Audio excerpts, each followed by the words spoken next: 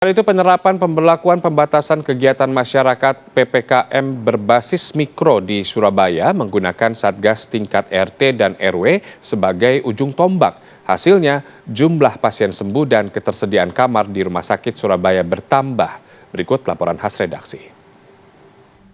Pemerintah Kota Surabaya membuat indikator berbeda dalam penerapan pembatasan kegiatan masyarakat PPKM berskala mikro di kampung-kampung. Jika satu kampung atau beberapa RT terdapat minimal 2 warga positif, kampung tersebut dinyatakan sebagai zona merah dan dilakukan swab massal di sana. Karena kalau klasifikasi dari Inmendagri nomor 3, zona merah itu ada kasus aktifnya di atas 10. Tetapi penerapan kita yang kemarin-kemarin ini akan kita berlakukan terus, bahwa kita bicara zona merah di Kampung Tangguh itu hanya sampai batas 2 ke atas. Jadi begitu ada 2 lebih atau 2 saja itu sudah kita blok arealnya dan itu kita nyatakan sebagai zona merah. Artinya begitu kita blok, kita lakukan swab massal. Nah dari situ berapa konfirm positif kita lakukan evakuasi, kita isolasi sendiri di asrama haji. Ujung tombak dari penerapan PPKM berskala mikro di Surabaya adalah Satgas-Satgas yang dibentuk di tingkat RT atau RW. RT 01 RW 7 Kelurahan Pasar Keling ini adalah salah satu contoh bagi penerapan PPKM berbasis mikro di Surabaya yang kemudian terfokus pada wilayah-wilayah terkecil di masyarakat, yaitu RT ataupun di tingkat RW. Dan setiap hari bapak-bapak ini di depan saya ini berjaga setiap hari sebagai satgas yang kemudian nanti akan melakukan pengawasan, melakukan himbauan, sosialisasi kepada warga sekitar untuk tetap patuh pada protokol kesehatan. Yang menarik juga, mereka juga memasang layout yang ini berisi, Anda bisa lihat berwarna kuning ini adalah posko-posko. Ada sekian banyak posko di wilayah RW 7 ini yang ada di setiap gangnya yang kemudian digunakan sebagai tempat posko dari para satgas di wilayah terkecil yaitu RT. Demikian juga mereka membuat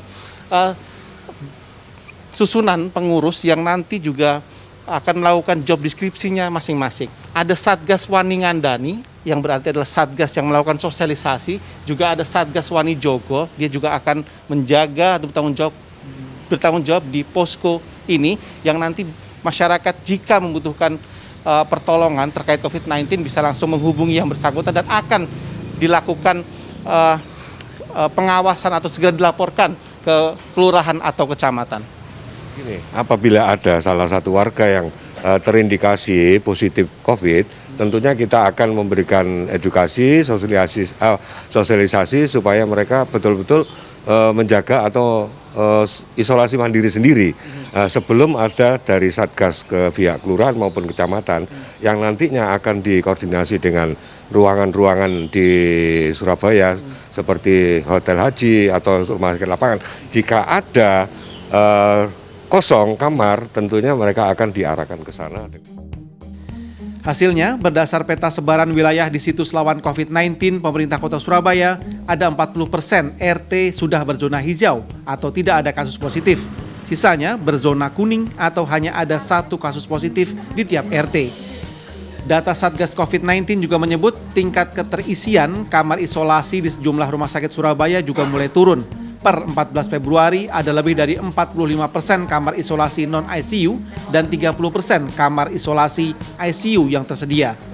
Hingga 15 Februari, dari 20.600-an total kasus positif, sebanyak 19.200 orang dinyatakan sembuh. Sekarang hanya tersisa kurang dari 250 orang saja yang masih dirawat di rumah sakit. Rangga Umara, Didin Iswandani, Surabaya.